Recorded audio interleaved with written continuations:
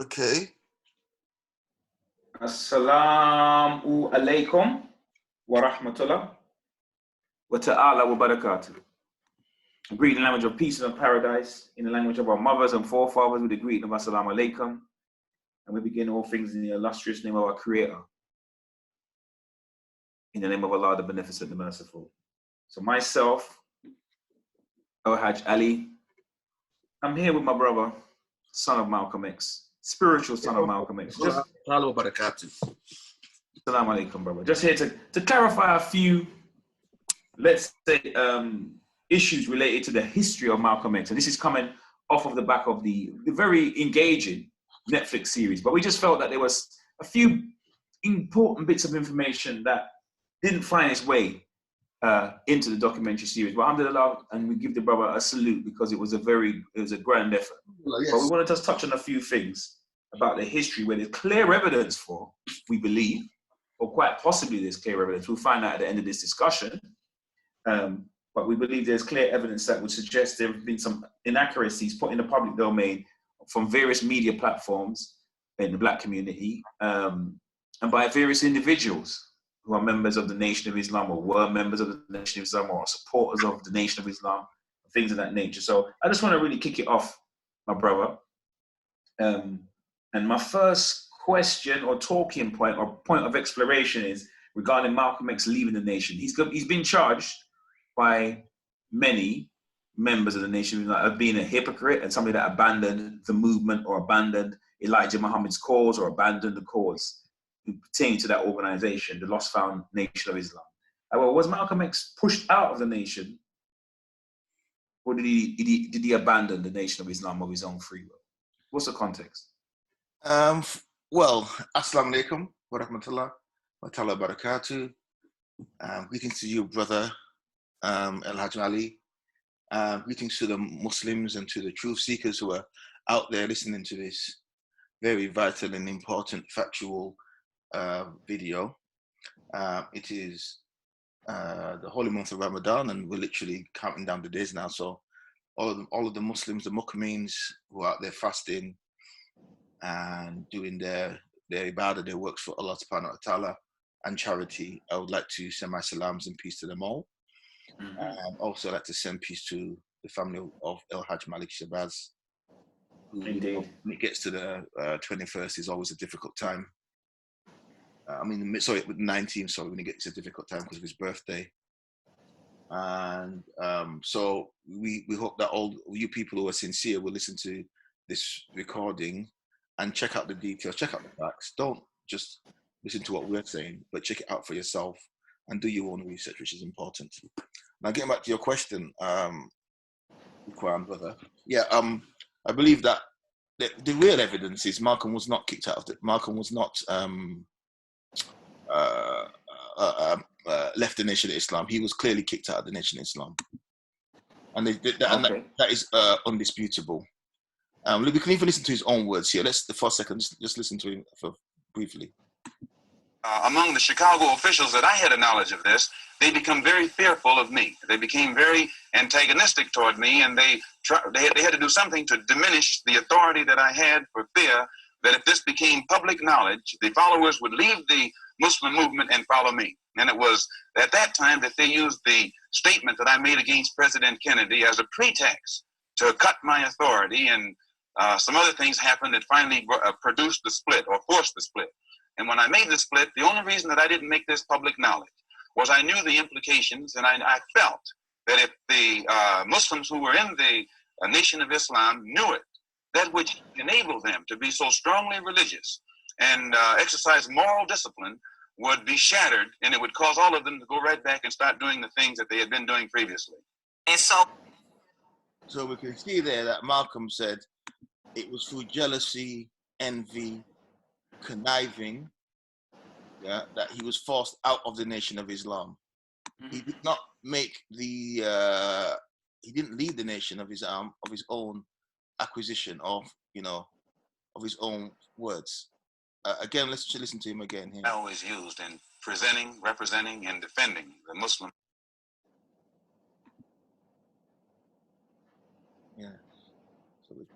movement was the fact that It had the ability to reform the morals of the so-called Negro community. It eliminated drug addiction, alcoholism, fornication, adultery, loose sexual behavior, which meant that it eliminated bastard babies, illegitimate children. But as long as I knew that this was what it represented, and it gave me a strong stick. And just to stop there, I know you laughed, but this is very important because the illegitimate children, fornication, and bastard babies.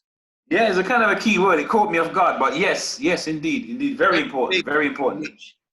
As the conversation evolves, very important. And no disrespect to people who call Robert Poole or Elijah honorable. I will not use that word because I'm not a hypocrite. I do not consider this man to be honorable. I admire the works he did to a degree, but because of the vessel that was used called Malcolm X. So I don't want any haters coming on and saying, oh, I'm being disrespectful, but I'm being realistic and honest to myself. He's not an honorable man, as far as I'm concerned. This is a man that taught that fornication was forbidden in his movement.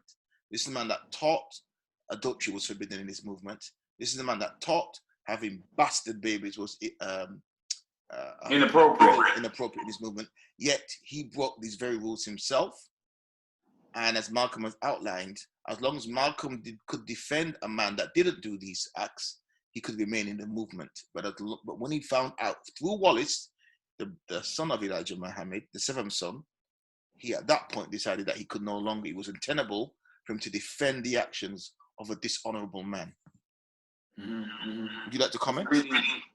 No, that's very interesting. You should say that, and you're rightly so with the context. For those who deem him to be honorable, I think it's right and exact for them to call him honorable. Correct. But if you do not find him honorable, then he is just Mr. Muhammad or Elijah or whatever, as the case may be. But he's not my leader, teacher, and guide, so I don't mean any disrespect by that, but I just want to be factual. He's not my leader, teacher, and guide. I've never been an inspiration to myself, so we say all praise is due to Allah. So can we give a bit more Malcolm, if you don't mind? Do you mind a bit more Malcolm? Yeah, by all means, please do. Okay. I do have a few more talking points we'd like to explore, but I'd like to hear the teacher speak.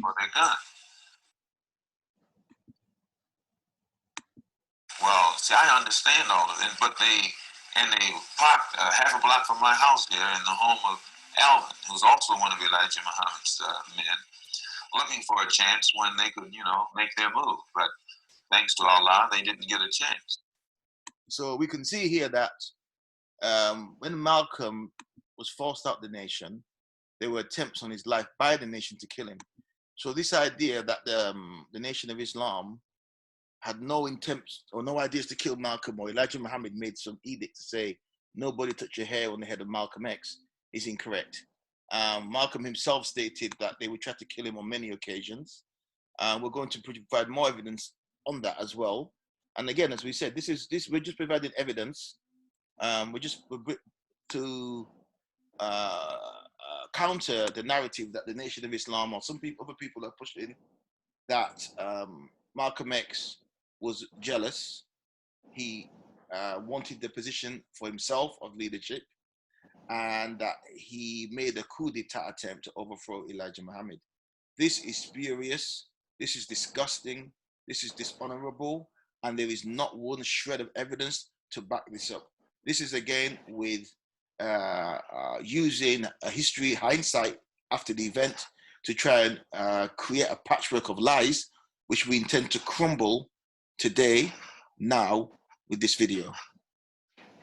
May I just say something before you play that video? There is a difference between what is historical fact and what is supposition or commentary or hypothesis based on historical events. So I think some events took place, like Malcolm not being in the nation, Malcolm establishing his own organization, Malcolm developing his own platform.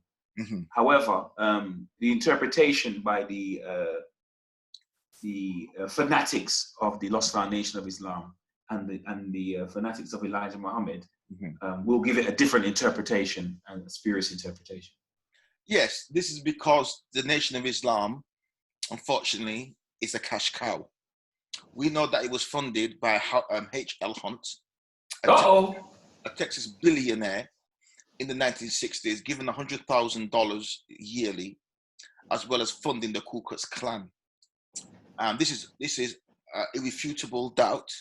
It cannot be challenged, and we will produce the evidence in the different series of talks that we'll be doing. We intend to ensure that whatever we say is backed up by irredoubtable facts, unshakable truths, and we will not leave a hook for you to put a doubt on.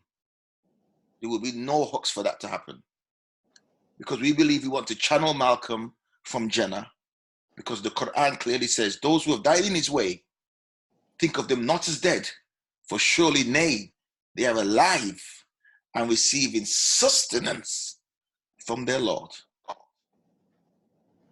Let's hear the words and the wise words again of El Hajj Malik, Sheikh Shabazz. Defective.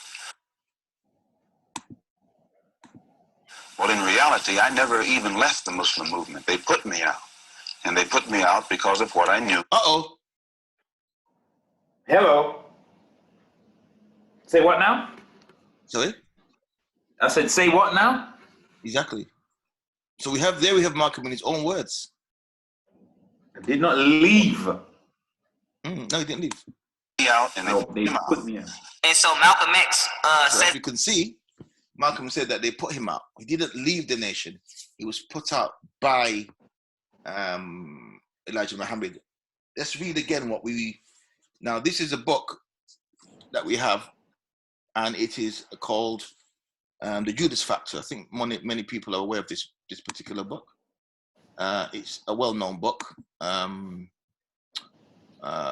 you know, and it was by Carl Evans, The Judas Factor. Mm-hmm. Because we're coming with heavyweight facts today, brother. Now, if we turn to page 171, and I quote, sorry, page 170, I'm sorry, Judas Factor by The Plot to Kill Malcolm X by Carl Evans. Muhammad said, but you know Allah is punishing Wallace right now. It looks as if he's losing his mind. How else, the messenger implied, could one explain a son's obsession in undermining his own father? I've already announced in Philadelphia that Wallace is suspended from teaching, Muhammad said. After a short pause to catch his breath, Muhammad continued his tirade against Malcolm X. He recounted how he had helped Malcolm X get out of prison early by reforming him. And he mentioned the $1,000 monthly salary he paid him. Then the messenger dropped a bomb on his national spokesman. I'm suspending you for an indefinite time, Elijah Muhammad told him. Malcolm X's voice quivered as he begged the messenger for forgiving him. I'm going to be watching you to see if you become stronger, Elijah Muhammad said, strong enough to resist this poison Wallace is pouring over my people. The messenger slammed down the phone. As the top aide congratulated the messenger on his Oscar-worthy performance in bringing Malcolm X to his knees, the truth of the matter was that all of them, Malcolm X, Wallace, the aide, the messenger's wife, and of course Muhammad himself, all knew that the charges were true. What say you? Charges, brother. Brother, you say charges. That leads us onto our, quite handily onto our next talking point, right? Because there has been a discrepancy or a issue regarding whether Elijah Muhammad had more than one wife, as in he was involved in polygamy, or he had jump-offs or side chicks, colloquialism, or mistresses at the same time as his known and legal wife. Because I was led to believe that history teaches us that he denied having any extramarital affairs or any involvement with any other women apart from his wife at the time in the 1960s, and that Malcolm was a liar, and that Malcolm was trying to undermine him, and that Malcolm was acting out of malice.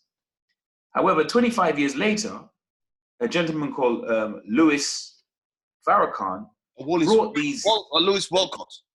Louis Walcott, X, or Louis Farrakhan as he's known now, brought these ladies, or a number of ladies on stage saying that these were always his wives, and that Malcolm had come to us to try to get us to go against him and, you know, act in a malevolent way. So I'm confused. If the man himself, when he was alive, denied these women, how can Mr. Farrakhan, come on stage 25 years later and say that these actually were his wives? Is he employing technology, or is there something else going on? Am I missing a beat? Well, again, I will actually respond to that. But let's go back in time, back in history to 1964, and listen to the great man again on this very point. He may help to elucidate and to expand your point of query.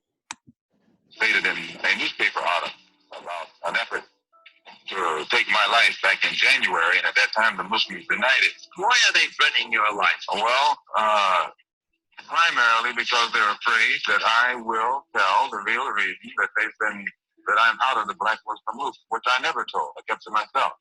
But the real reason is that Elijah Muhammad, the head of the movement, is the father of 8 children by 6 different teenage girls.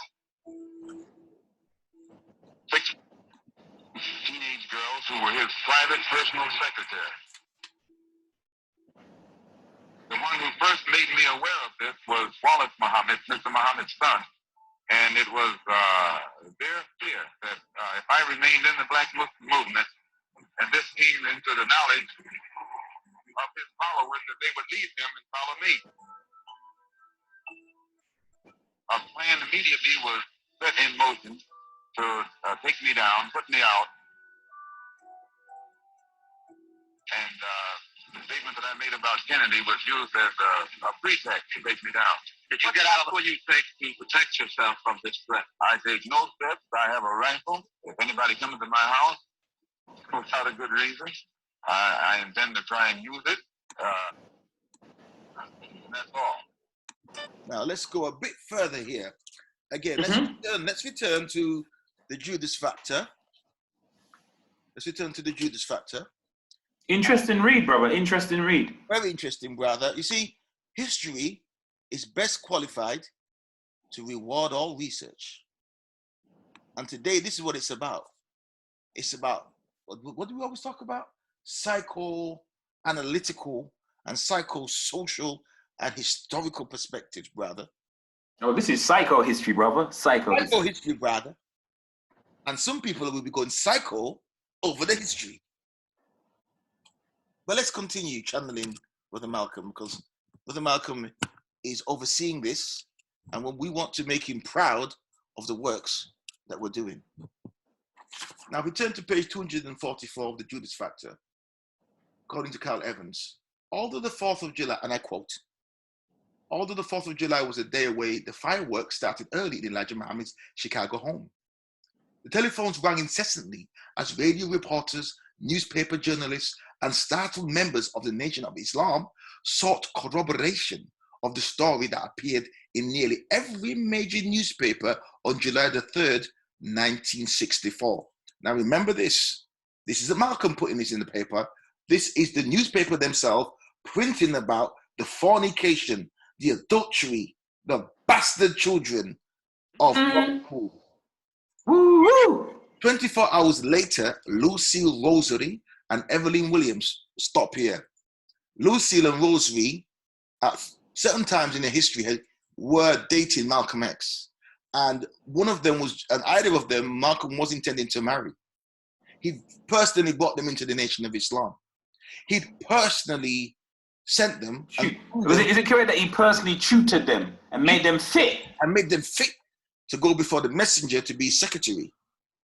But then Malcolm was disappointed and almost distraught when he found out that they were made pregnant by Robert Poole. And their children, their bastard children, were denied and not taken care of. And at a court, public court that Robert Poole presided over himself, he called these women harlots, he called them whores, he called them Jezebels. He said they had disgraced him, and he put them out the movement. And at that time, there was different forms of suspension. You could have a permanent suspension, or you could have a temporary. He put a Oh, so there permanent could be expulsion or suspension. communicated, brother, and the X's revoked. This meant that no person in the nation of in the Allah cult of Islam could, and I'm using the name they call themselves. That was one of the preliminary names? Yeah, the Allah temple or the Allah cult, yes. Was it called the Allah Temple, Allah Cult of Islam or something like that? Something like that. Yeah, some of the names that I was used initially. And again, this is no disrespect to the nation of Islam. We love the brothers and the sisters in the nation of Islam under Farrakhan, under Lewis Walcott. But we have to put the truth out today. The truth isn't pretty, brother, but the truth has to be told to free our people. So let's go back to the quote of the book. I quote again, 24 hours earlier, Lucille Rosary and Evelyn Williams, two of Elijah's former secretaries who had borne his children, had filed paternity suits against him in Los Angeles Superior Court.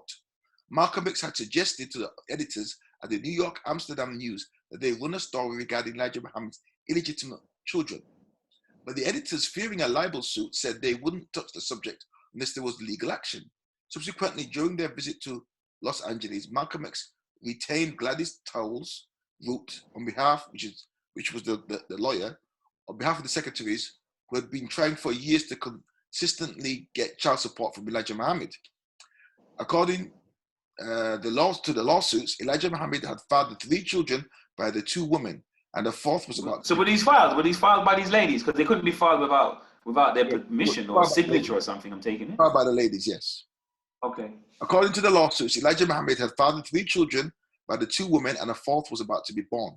In asking the court to order the messenger to pay child support, the paternity actions alleged that the 67-year-old leader of the Nation of Islam had once acknowledged paternity and contributed to the children's support. So he did acknowledge these bastard children at one point. Mm-hmm. Because of the constant harassment of he wasn't paying enough, and he wouldn't acknowledge them, he wouldn't bring them on stage, and he wouldn't say they were his children. The woman said, no, we're not going to be your side pieces. Mm-hmm. That's not a quote. That's my addendum to the amendum. Carry on, let's continue with the quote. But later, he denied them. When Mrs. Root, the solicitor, first contacted Elijah about the prospect of filing a paternity action against him, he fingered someone else as the children's father. Stop. End of quote. So at that point, when he was being charged with the paternity suit, he then tried to get another person to say that they were the father of these children. So when you use that word suit, it's quite interesting because in Jamaican culture, I believe they would call that a jacket. Jacket, correct. Correctamundo. So this directly opposes Lewis Walcott's pathetic, disgraceful revisionist history and sham in 1993, you said, or 2 it was, when he brought these women on stage and tried to say they were his wives and they were married, because no one else believed that or knew that at the time. And if this was the case, if they were his wives, as Malcolm said, they would have been brought into the nation, they would have been given full honor, full dignity, it would have been known to the world. If Malcolm was lying and a hypocrite and a Benedict Arnold, you could have shut his mouth by simply saying, this is ridiculous, because everybody in the nation knows these are his wives. Everybody in the nation knows the honor and the respect they have. But no one, because Elijah Muhammad didn't want no one to know. And a good point that you brought up in our primary discussion, which was, if you are the messenger, if you are the one sent by Allah himself, your private life is not to be hidden, is not to be, something where you secret. If you are an example to your followers, you can't say, well, don't follow me in this respect, because Prophet Muhammad sallallahu alaihi wasallam, who they call the messenger for the Arabs, he had there's books about how he was married and what he did, and everything's out there. Mm-hmm. But why is it a shame? And if Malcolm simply said, you have these women and these children, why are you upset? And if they were not illegitimate as Malcolm was saying they were, you could have shut his mouth. But at no time, Mr. Farrakhan, Lewis Walcott, did you even step to Malcolm, apart from saying he's worthy of death, he's a Benedict Arnold and a hypocrite. You never once said, well, he's lying about the messenger in terms of these are his wives. During Malcolm's life. I just want to take something up there. So it seems as if there was always an accusation of him being a liar, but it wasn't clear what he lied about. No, it was always supposition, isn't it? Yeah. So it's character assassination, essentially. And let's continue just quickly more. He said in page 244, the Judas Factor, Elijah, about the prospect of filing a paternity action against him, fingered someone else as the child's father. He tried to induce an assistant to assume responsibility for the paternity, Mrs. Root told the Chicago Tribune, so he could keep his spiritual image on a high plane in the eyes of his followers. So can you imagine that this person who's supposed to be the spiritual head of a movement, close quote, sorry, the spiritual head of a movement has no shame, no honor, no dignity. No goddamn integrity. No goddamn integrity, brother, to admit his fault, to seek forgiveness for his fault. We know about Tawbah.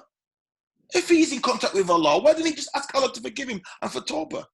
Why would he, to cover his nakedness and his shame, use the fig leaf of assassination to cover his shame of his wicked iniquities? This is why I cannot call this particular man honorable. And I cannot call him the most honorable. And I cannot call Louis Farrakhan honorable Mr. Louis Farrakhan, because he knows it's chicanery. He knows it's a lie. He knows it's a falsehood and an untruth. But in order for Farrakhan to exist, he must resist the truth. Okay. Very, very interesting feedback. Much appreciated, much appreciated.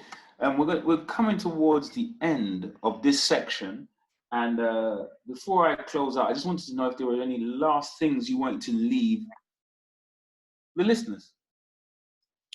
Let me see if there's obviously move in the context of what we've discussed. Yes. I think it's important that the listeners understand that Malcolm was not a hypocrite. He was not a liar.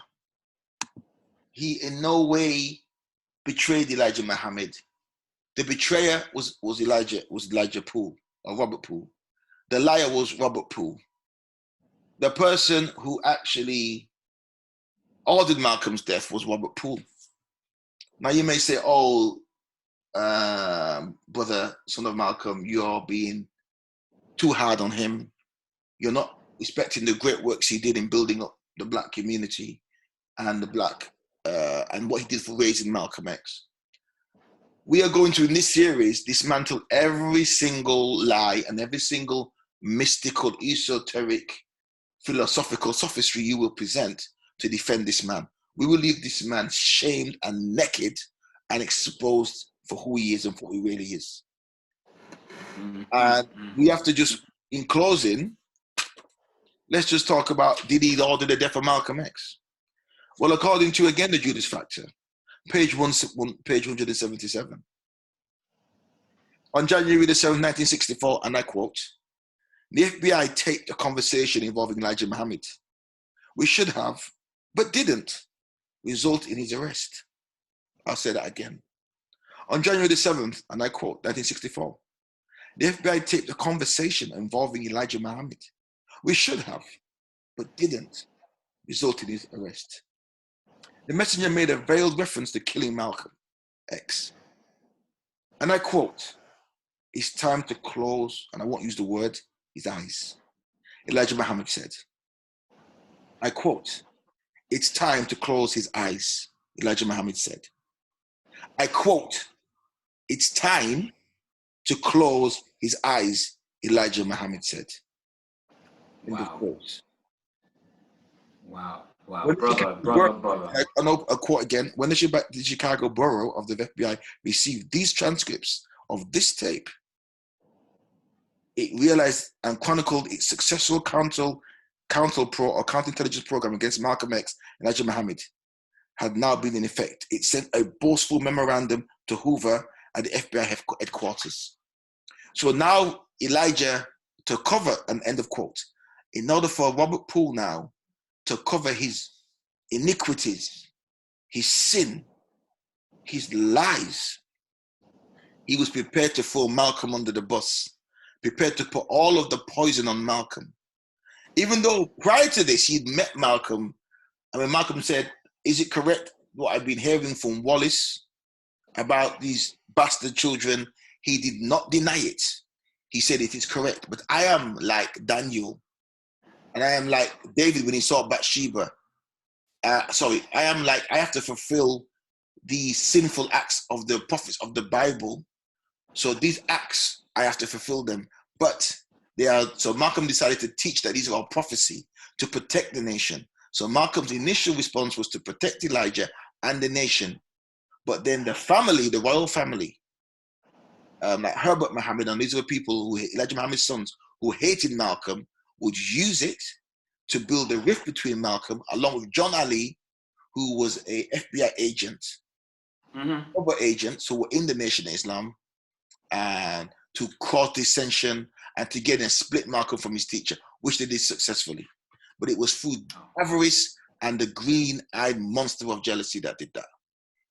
Wow, brother, you've laid down some powerful information in this discussion, some very thought-provoking information in discussion, some enlightening information in discussion, and the best thing about it is that there is documentation, there is receipts to substantiate your points that you've made. We do intend, by the grace of Allah, to come back and tackle some more nitty-gritty subjects within this narrative of the lost foundation of Islam, or the Allah cult of Chicago, or the Muslim voodoo cult, some of the different names that they went under. Oh, we got more commonly known in this day and time as the Nation of Islam, or NOI. And I thank you for your time. I thank you for your commentary. I would just like to say, closing out,